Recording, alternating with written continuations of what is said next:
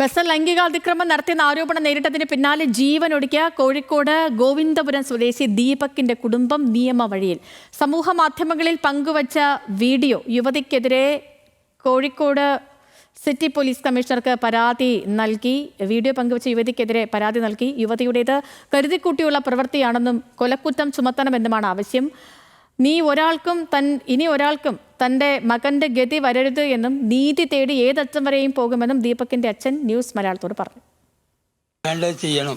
ഇനി വേറെ കുട്ടിക്ക് ഇങ്ങനെ വരാൻ പാടില്ല, പ്രശ്നം വരാൻ പാടില്ല. എൻ്റെ മോൻ വന്ന് എൻ്റെ മോൻ പോയി, അതേമാതിരി മറ്റുള്ള മാതാപിതാക്കൾക്ക് ഇതേമാതിരി ഇത് വരാൻ പാടില്ല, മക്കൾ പോകാൻ പാടില്ല.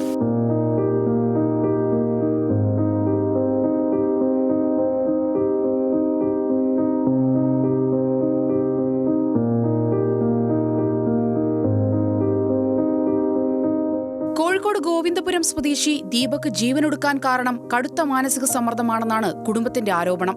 ലൈംഗിക അതിക്രമം നടത്തിയെന്നാരോപിച്ചുള്ള ഇൻസ്റ്റഗ്രാം ഇൻഫ്ലുവൻസറായ യുവതിയുടെ വീഡിയോ ദീപകിനെ തളർത്തിയിരുന്നുവെന്ന് സുഹൃത്തുക്കളും പറയുന്നു.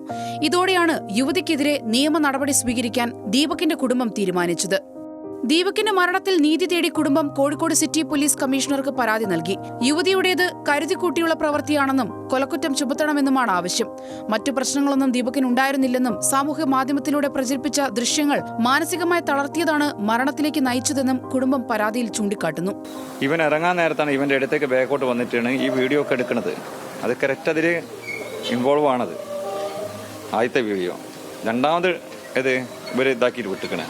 ഇവൻ ഒരു തെറ്റ് ചെയ്യാത്തൊരു ആളാ. ആകെ ഒരു അച്ഛനും അമ്മക്കും ആകെ ഒരു മോനാണുള്ളത്. ആ മോനാ നഷ്ടപ്പെട്ടത്.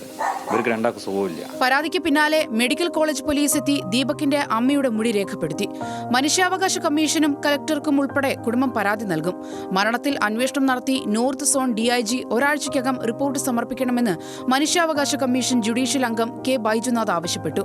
യുവതി വീഡിയോ പ്രചരിപ്പിച്ചതിനെതിരെ കമ്മീഷന് ലഭിച്ച പരാതികളിലാണ് നടപടി. ദീപകിന്റെ മരണത്തിൽ മെൻസ് അസോസിയേഷൻ മുഖ്യമന്ത്രിക്കും DGPക്കും പരാതി നൽകിയിട്ടുണ്ട്. ന്യൂസ് മലയാളം, കോഴിക്കോട്.